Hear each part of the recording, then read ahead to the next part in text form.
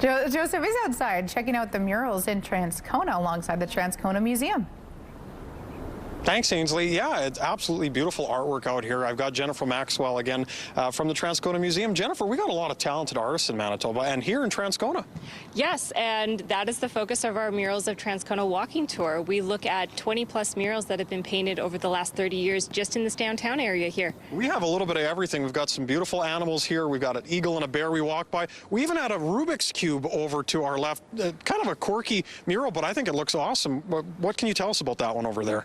So that was a part of the contemporary murals that were painted in the downtown here.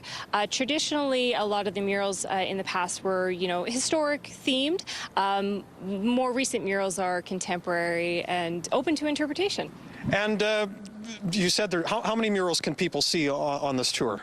On this tour, about 20 or so.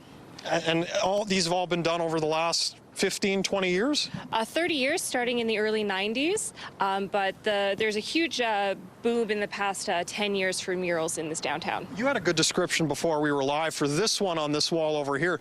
What does it remind you of? Kind of what are we looking at? I don't remember if spirographs art from my childhood. Yeah. And of course, behind us, we've got a collection of, it looks like sea creatures and kind of waves.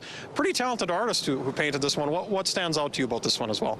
This one features a flamingo because Transcona, flamingos make sense. And it's in a marsh scene with reeds and waves and bubbles and fish. So this is a fun one because you stand closer, you see detail. You stand back, you see more detail. Jennifer, you guys also have a historic walking tour in addition to being able to see all these murals. Talk to us a little bit about that tour as well. So our historic downtown Transcona walking tour, we look at the early history and development of the downtown here and some of the buildings and other events that shaped our community.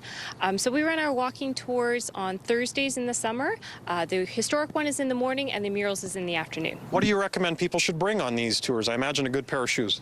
Good pair of shoes, sunglasses, a hat, water. We don't venture too far from the downtown, but it's always good to be prepared. Wonderful. Well, we appreciate having you on our show for the last few segments. So we're going to be back in the 8 o'clock hour from the Transcona Museum talking about some more arts and crafts, and we'll be heading to Rotary Heritage Park coming up soon, so stay tuned.